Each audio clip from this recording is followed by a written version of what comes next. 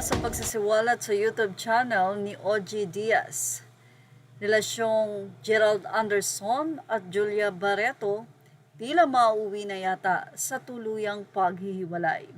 Yes, balita-balita or isiniwalat nga ni OG Diaz ang di umano'y ugong-ugong na hiwalay na si Gerald Anderson at Julia Barreto.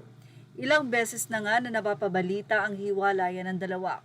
Pero nito lamang, ilang buwan na nakalipas, ay sinabi ni Gerald Anderson na wala itong katotohanan. Sa katunayan nga ay hinatid pa niya si Julia sa nasabi nga pong destinasyon nito sa airport papunta sa ibang bansa. Well, ayon kay OG Diaz, nakarating sa kanya mula sa source nito na yes, hindi man break ang dalawa pero cool off sila. Ano nga ba ang ibig sabihin ng cool off? Yung kayo pa rin, pero huwag muna kayong magkita, huwag munang mag-usap, or distansya muna sa isa't isa. Pero karaniwan kasi ng ganito, sa hiwalayan na talaga napupunta at parang hiwalay na nga. Sinabi at isinwalat din ni OG Diaz ang rason kung bakit tila nag-cool off at tila nagkakalabuan ng dalawa. Ang rason ay third party. Walang partikular na tinukoy ang kolumnistang si OG Diaz kung sino ang third party dahil ang sagot ay iba-iba raw. Kahit nasa Itbulaga nga ang dalawa, ay tila hindi na nga daw ganong katamis ang nasabi nga pong ngitian or hindi na ganong kasaya dahil nga may something sa kanilang relasyon.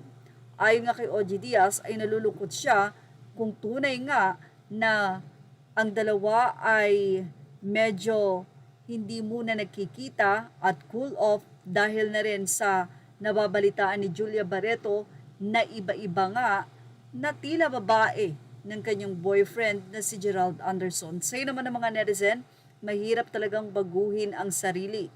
Pero one thing is for sure, sabi ni OG Diaz, ito ay ang mahal na mahal ni Julia, si Gerald Anderson. Mula nga sa comment section ng YouTube channel ni OG Diaz, sinabi nila na hindi naman daw kawalan kay Julia kung mag-break sila ni Gerald. Julia can do better, bata pa, maganda, may sariling kakayahan financially, kaya okay lang yan kahit mag-break sila ni Gerald. Gerald ang nawalan.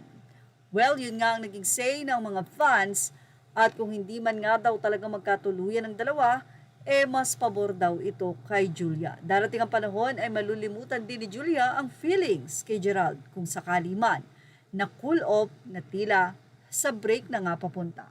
Well, ano masasay niyo po dito? Ilagay na ang inyong opinion sa ating comment section. Images are all credit to the rightful owners. Thank you for watching Showbiz Now.